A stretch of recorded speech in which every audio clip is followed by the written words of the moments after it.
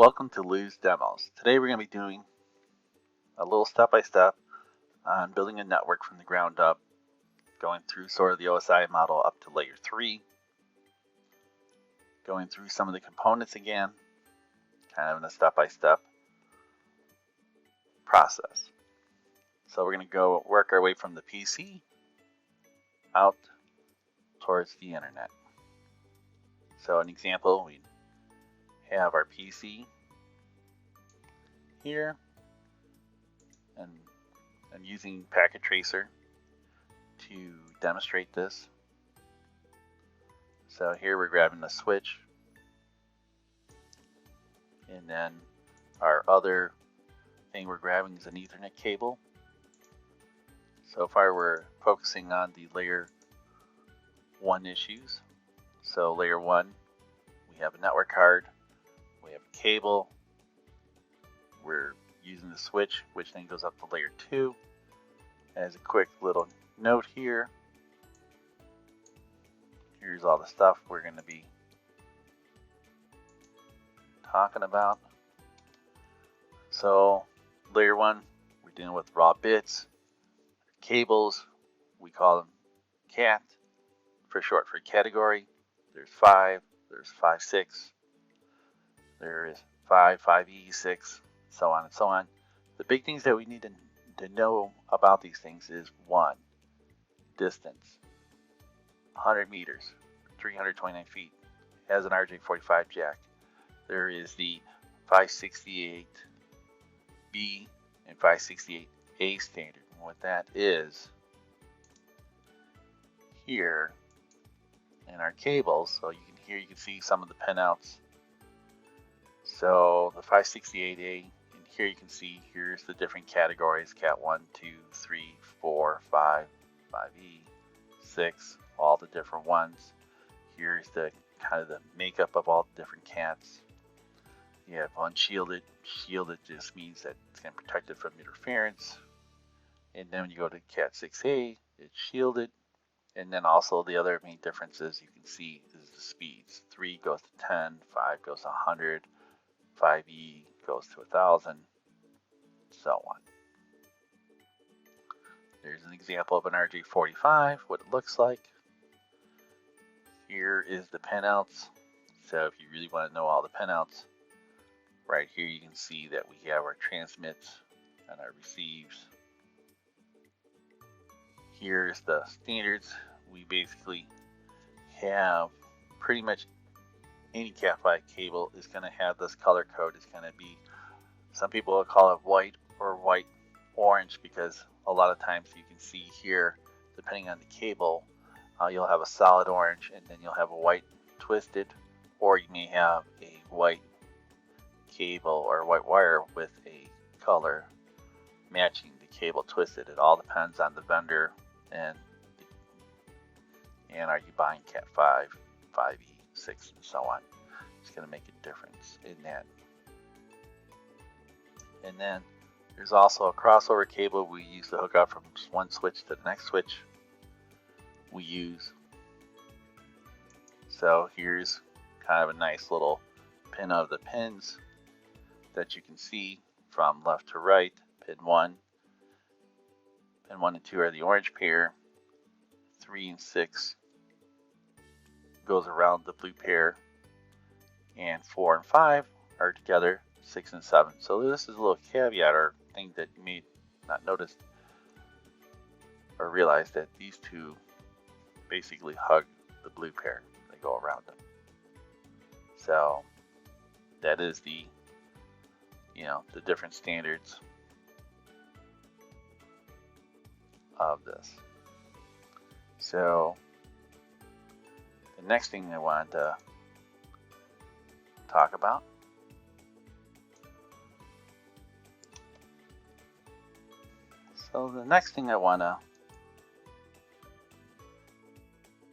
share with you guys is the layer 2 portion. So the layer 2, we're dealing with the MAC address. So essentially the PC has a MAC address. So if we go to the command prompt and do ipconfig/all. Here you can see, here's its MAC address. And switches, basically, switches have CAN tables, which stores which port which MAC is connected to. Alright, pretty simple. So our next thing we're going to hit is the layer 3 of this. We're going to be dealing with the IP addresses, a router,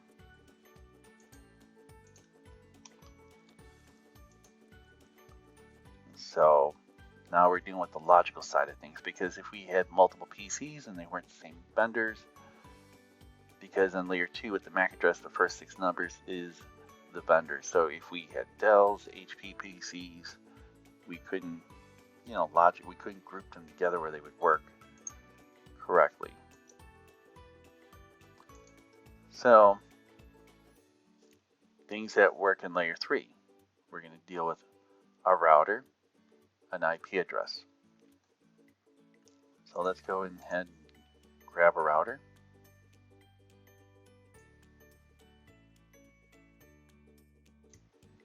And then from here, we're going to use our cable again.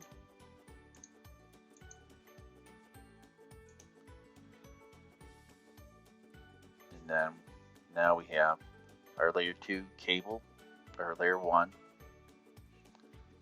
all set up. So now we can do 2 ways of giving a PC an IP address. So the first part, let's go over an IP address quickly.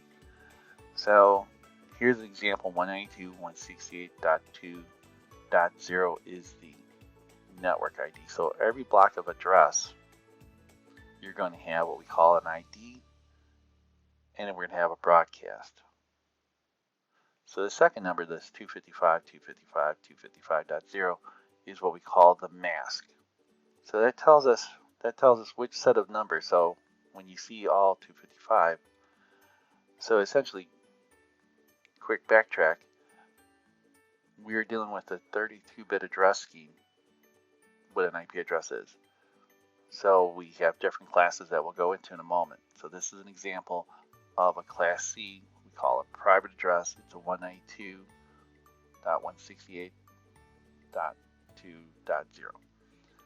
So the numbers can only go, an IP address version 4 can go from 0 to 255. So down here on the mask, you see these are all 255, 250.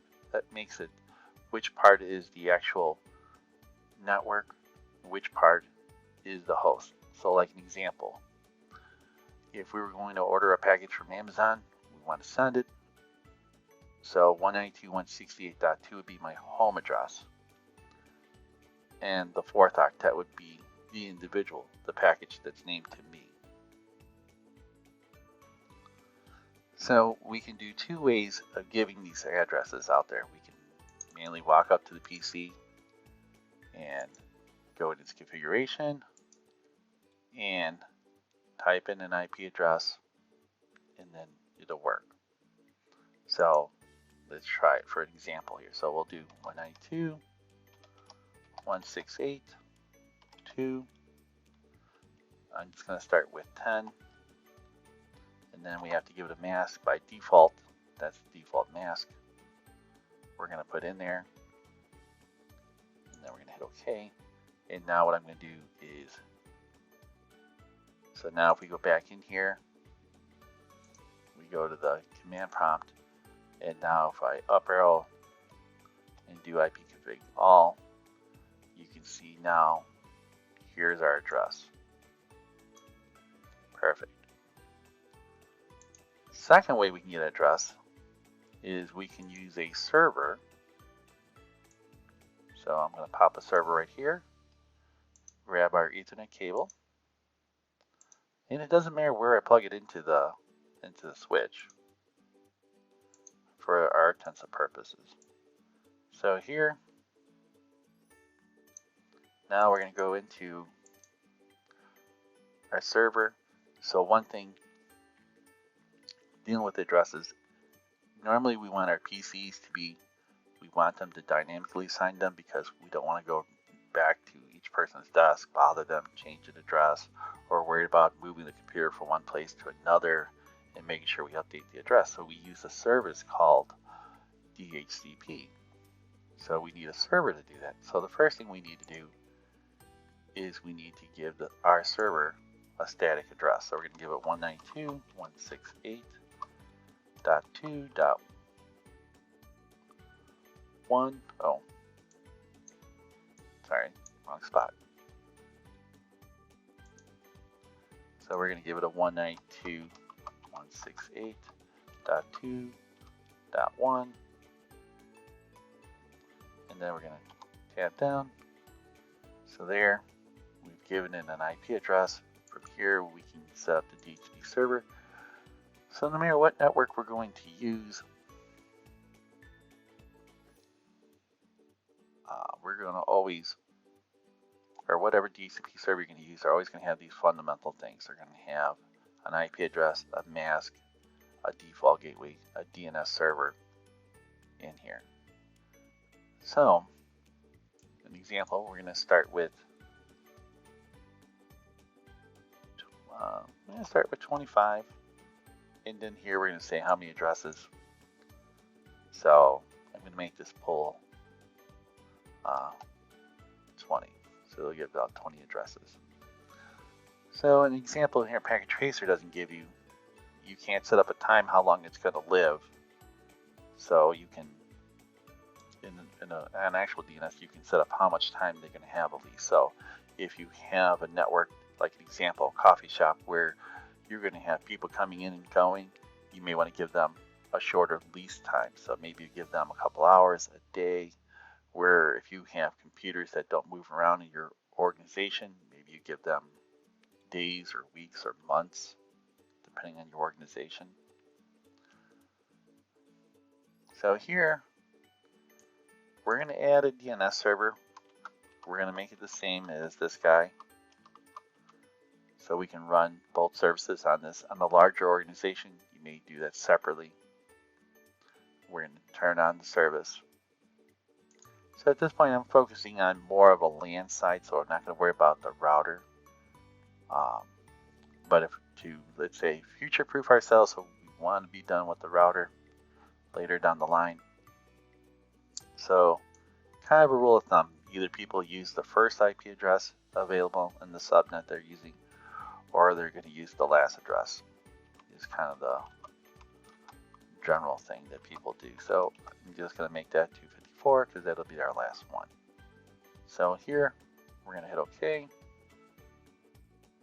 So then we hit the service. So now I'm going to go back to the PCs,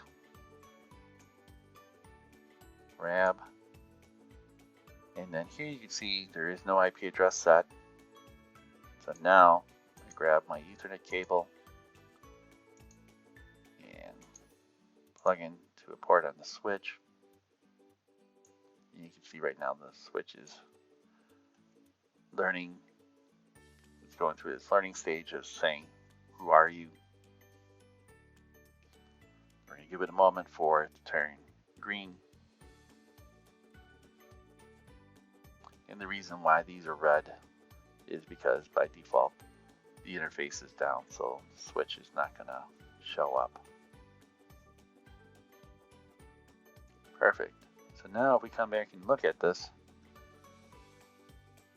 now if we go into our configuration and change this all to dynamic, here you go, you can see we've got an address. So now if we go to the desktop, go to our command prompt and do an ipconfig /all. Here you can see that we've got our DHCP server. We didn't get our default gateway and DNS, so let's go back and take a quick peek. Maybe I didn't save, I bet you I didn't save the settings. Yes. So by default, it gave the default addresses. I forgot to hit the save button. So let's go back.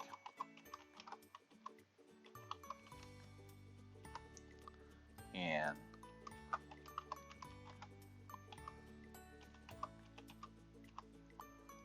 hit save. So now it updated that stuff. So now, if we go back and we do a renew, what that does is just tells the computer to go out to the internet and get a new address. Here you go, you can see that we have an IP address of 192.168.2. Here's our default mask, here's our gateway, here's our DNS. So like an example here, now I should be able to ping the other guy's computer. Let's look up his IP address because I'm not 100% sure what it is or what I made it out to be. So, okay. Again, we probably staticked it, and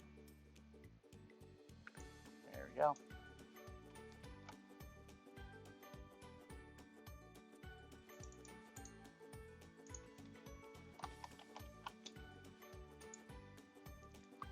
Paste that right in, and there we go.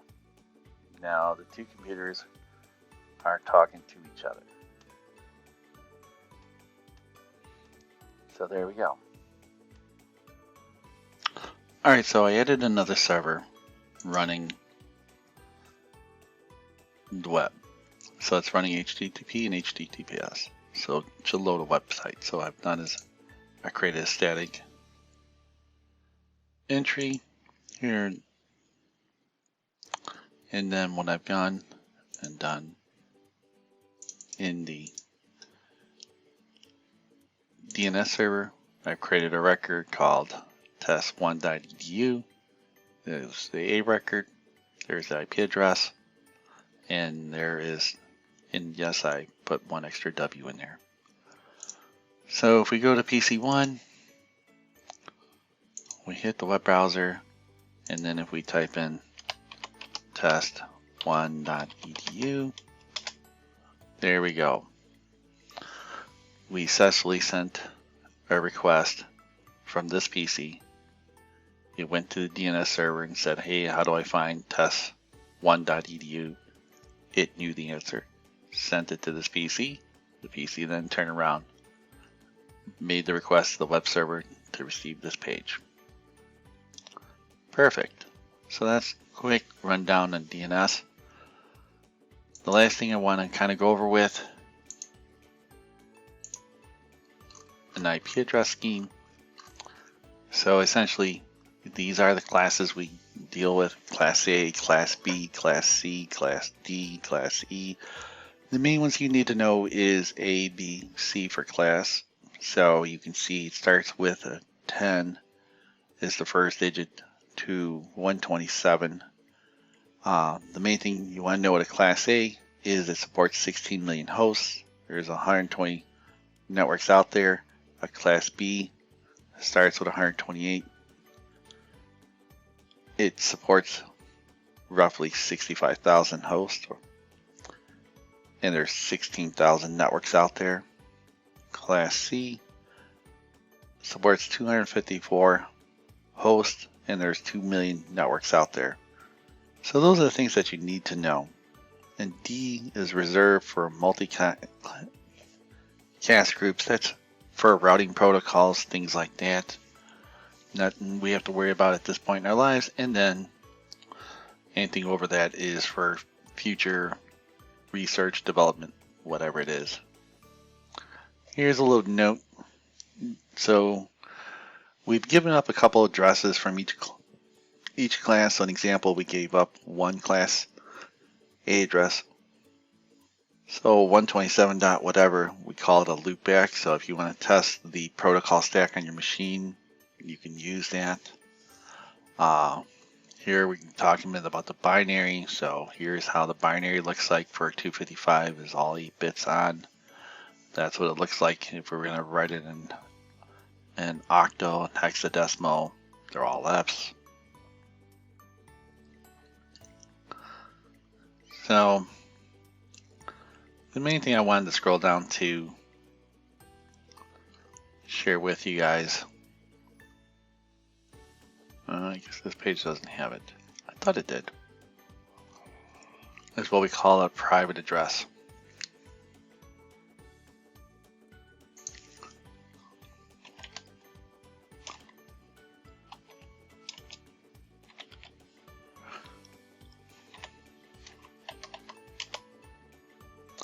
So these are the main three here. We have a 10 address. Anything that starts with a 10, you should know it's a private address. That means it's never going to be routed on the internet. And then class B, 172.16 through 172.31, those are private addresses. And then in class C, 192.168.0 through 255 is class C. The main reason we did this is because we were running out of IP addresses back in the day. So we came up with these IP address schemes that we took out from the network. They were assigned from the Internet Assigned Number Authority to use these addresses. And what that means is they're just not routable on the network or on the internet. You can't ping these addresses on the internet and find them. So they're non-routable. So it's given us it gave us also some additional security, because now we can hide this information, which works out kind of nice.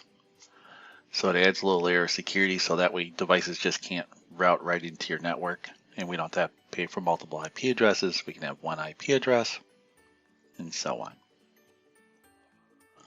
All right. So that includes this little workshop.